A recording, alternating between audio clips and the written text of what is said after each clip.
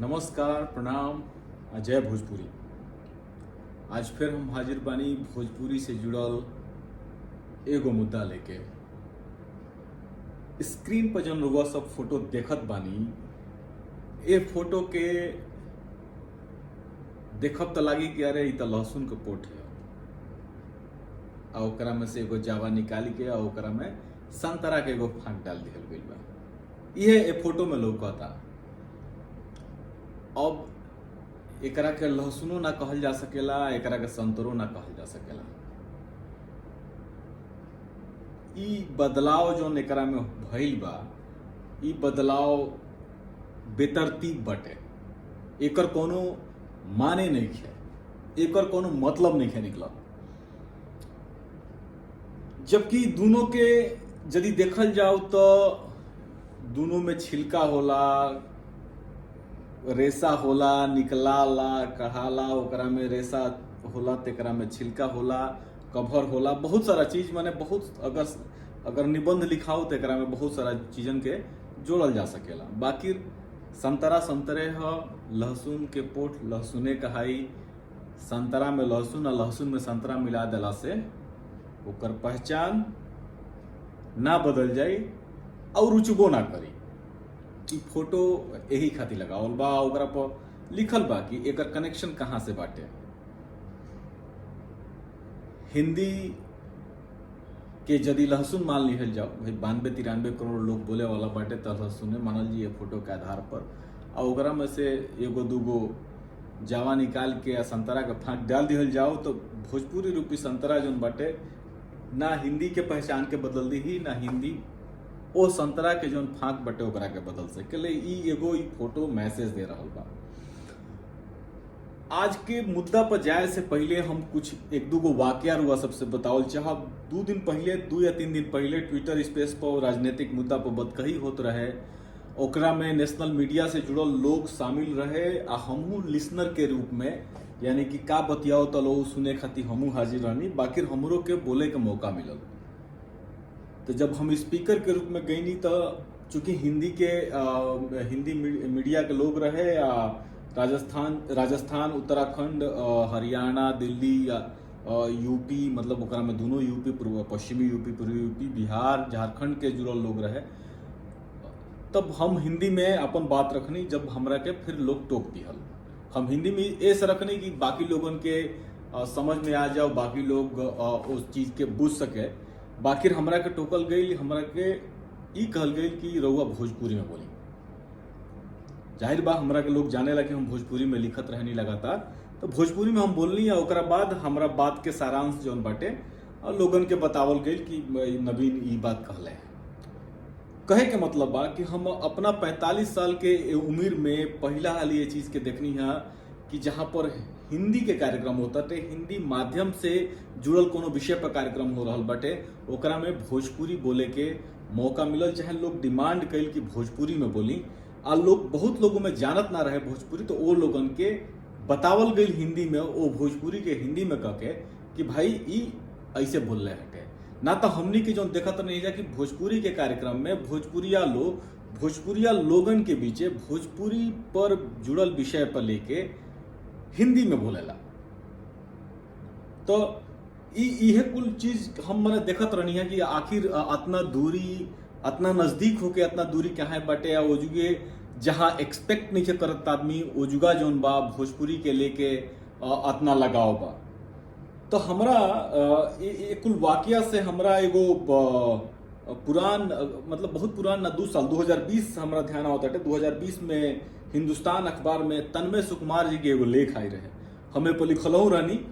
वो लेख के कटिंग जौन बाटे, ओकरा में कुछ जौन इमेज रहे आंकड़ा के, वो कटिंग हमरा के यशवंत भैया जी भेजले रहनी, यशवंत मिश्रा भैया भेजले रहनी हमरा के। यह लेख जौना में भारतीय भाषा आधारित सर्च, विकी में क्या खोजते हैं हम, विकीपीडिया में क्या खोजते हम, के आधार पर भाषा के सूचीबद्ध कइल गइल बा। यानी कि विकीपीडिया पर गूगल के माध्यम से, चाहे जैसे हमने भारत के कौना भाषा में कौन भाषा बाड़ी से जौना में सबसे ज्यादा जोहल जाला, सबसे ज्यादा बेसी लोग जोहेला विकीपीडिया में, ठीक। तो ये आधार पर वो लेख रहे 2020 में। लेख पर बहुत लोग चर्चा कैले रहे, बहुत लोग अपन बात कहले रहे, लेकिन हमरा वो लेख में जौन दू गो खास बात लागल तो ना बात के लेके हम एगो लेख लिखले रहनी। अब बाकी आज हमरा लागल है कि ए लेख के वीडियो के माध्यम से ओकरा में कुछ और चीज के जोड़त, बुनियादी चीजन के जुड़त सामने लेके आवल जाओ। तो आज के वीडियो वही तन्मय सुकुमार जी के दैनिक हिंदुस्तान में निकलल लेख पर आधारित बटे, जौना में भोजपुरी के वैश्विक स्वरूप के बात भई बा। यानी कि आज के समय में भारतीय जो भाषा बाड़ी सो ओ में भोजपुरी के का स्थान बा वैश्विक स्तर पर, ग्लोबलाइज्ड रूप में, विश्व में, ये धरती ग्रह पर भोजपुरी के का स्थिति बाटे भारतीय भाषा सबके सूची में, ए विषय पर आज की वीडियो बा। कुछ समय पहले के बात है, यानी कि 5-6 साल पहले के एनडीटीवी पर भाषाविद गणेशी जी आयल रहनी, या वहां के एगो बात कहनी, रवीश कुमार से बात होते रहे तो वहां के एगो बात कहनी कि इस समय बहुत तेजी से बढ़े वाली जो भाषा है तो भोजपुरी है। चूंकि गणेशी जी सरकारी संस्था से ना है, ऐसे वहां के बात के लेके बौद्धिक वर्ग, खास करके उत्तर भारत के जो हिंदी पट्टी कहले, वो हिंदी पट्टी के पट्टा बांधल लोग जो बा बहुत ज्यादा ना ध्यान दिहल। भोजपुरी से जुड़ल बेहतर चीजन के लेके हिंदी पट्टी, खास करके हिंदी वाला लोग जो बा दूरी बना के रखेला, ऊपर कुछ बोलल ना चाहेला, खाली बस उन लोग के टारगेट ये रहेला कि भोजपुरी के विरोध होत रहे, संवैधानिक मान्यता ना मिले, सरकारी मान्यता ना मिले, एक खातिर विरोध करत रहेला। तो बौद्धिक वर्ग जोन बा तवज्जो ना दिहल, भोजपुरी संगे उहे टूअर वाला व्यवहार जोन बा जारी रहल।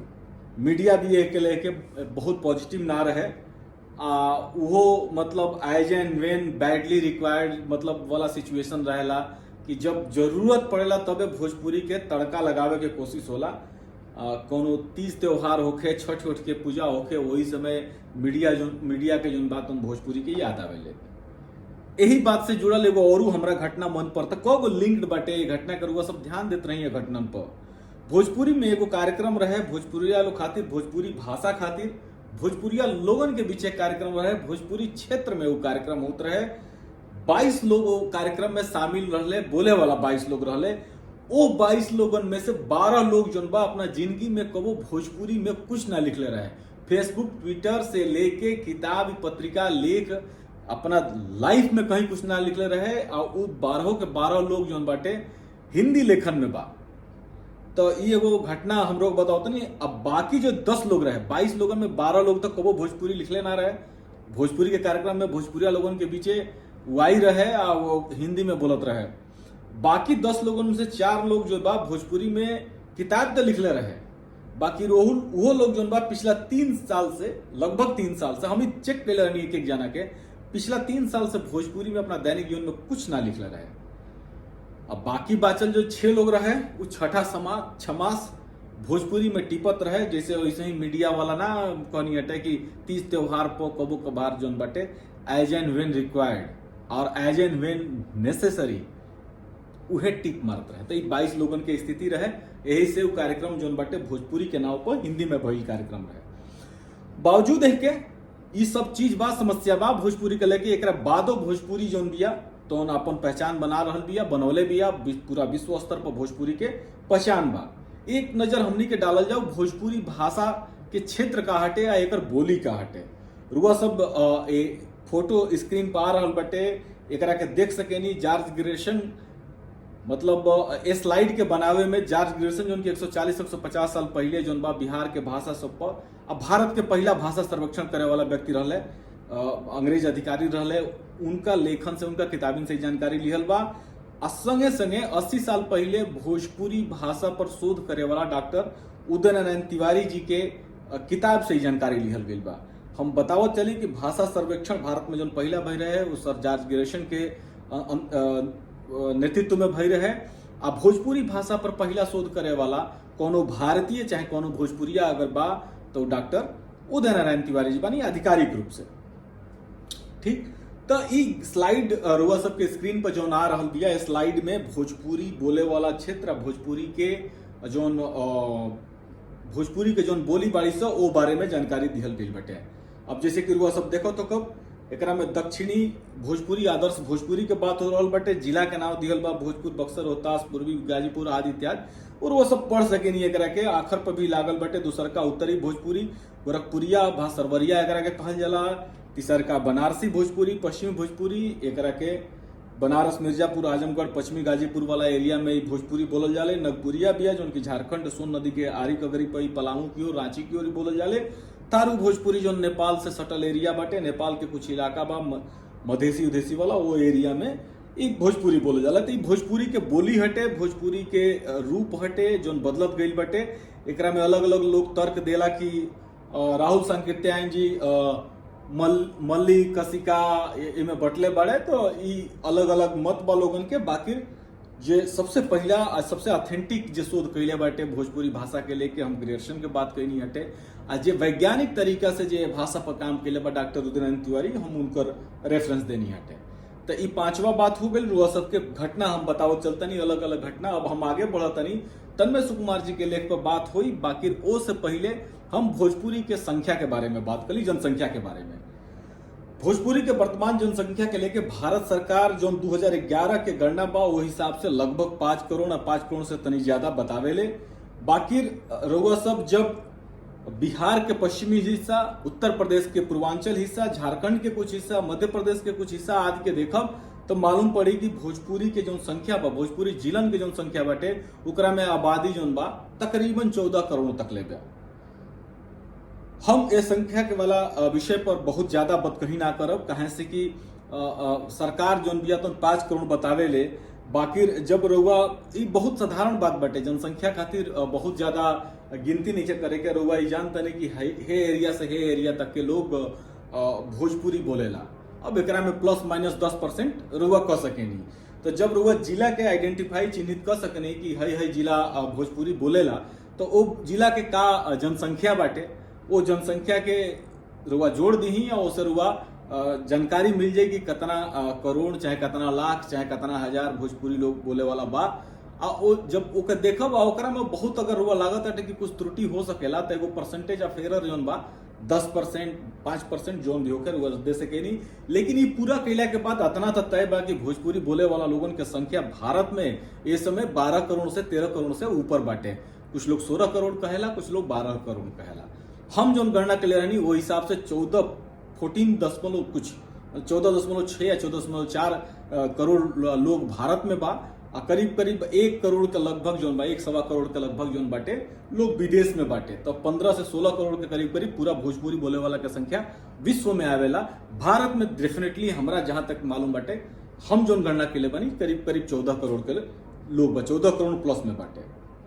तो ई भोजपुरी बोले वाला लोगों की संख्या बाटे। भारत में हिंदी सबसे ज्यादा बोलल जाले। हिंदी के बाद सबसे ज्यादा बोले वाली भाषा बंगला हटे, जो के 10 करोड़ के करीब लोग बोलेला।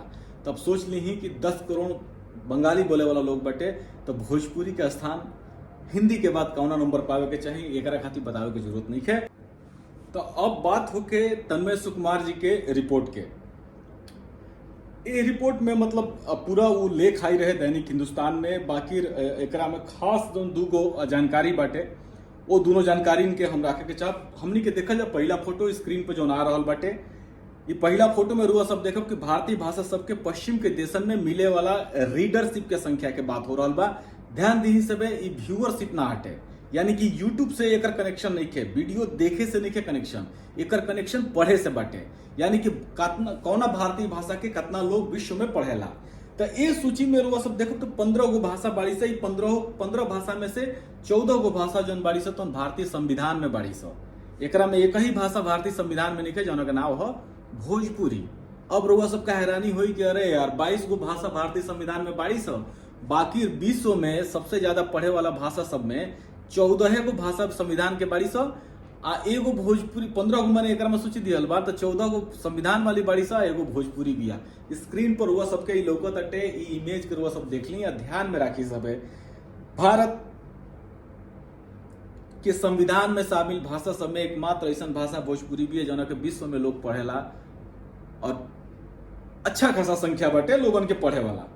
तो इस सूची वो भाषा सबके हटे जौना के संख्या भारत में 1 करोड़ से बेसी बाटे। तो हो सकेला कि 22 गो में से एगो दूगो भाषा जौन बाड़ी से 1 करोड़ से नीचे के बाड़ी से, तो ओकनी के नाव ना आवत होके, तब 14 गो 15 गो भाषा सब में भोजपुरी के एंट्री जोन बाटे एकरा में बा, ये अपने आप में बहुत बड़ बाटे।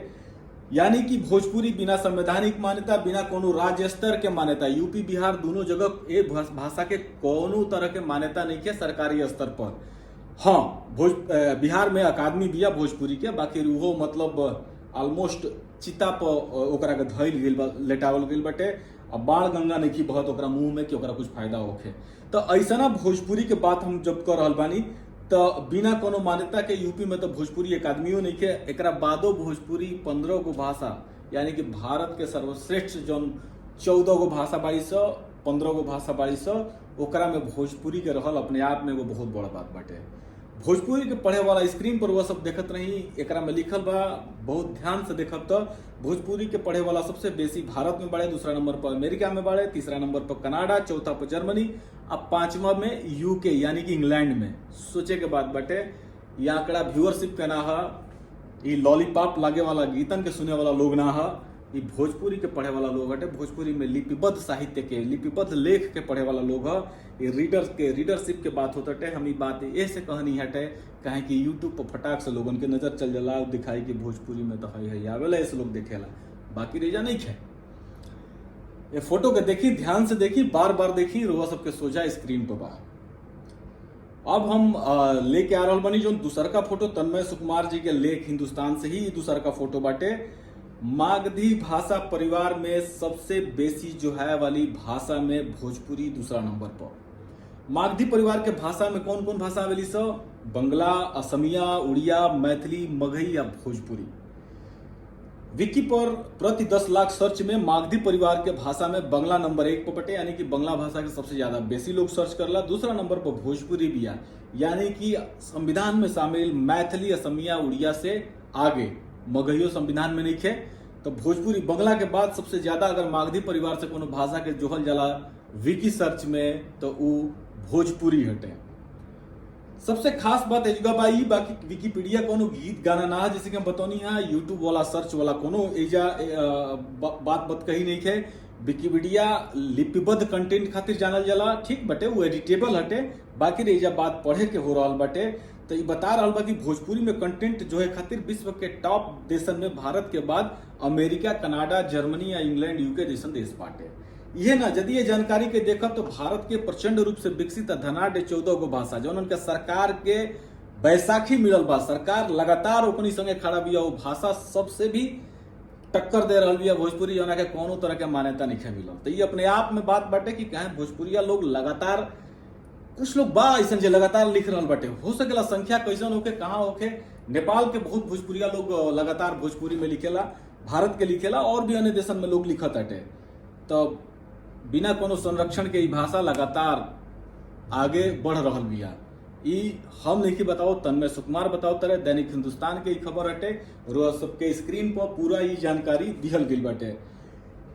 यह बात के ध्यान में राखी कि भारत में 22 गो सब भाषा सबके संवैधानिक मान्यता मिलल बा, जबकि 23 गो के अकादमिक मान्यता मिलल बा, साहित्य अकादमी से मान्यता मिलल बा। दोनों में भोजपुरी के जगह लिखे मिलल, यानी कि भोजपुरी भारत में ना अकादमी के रूप में मान्यता प्राप्त भाषा है, संविधान के रूप में मान्यता तो मिले ही नहीं के।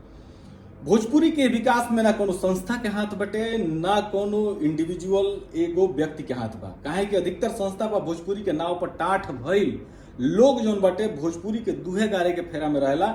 एक कुल के बादो आजो जब भोजपुरी के अधिकतर संस्था चलावे वाला लोग, भोजपुरी में गीत गायन करे वाला लोग, भोजपुरी के भिखारी ठाकुर के नाटकन के मंचन करे वाला लोग भोजपुरी में लिखे पढ़े से दूर भागेला।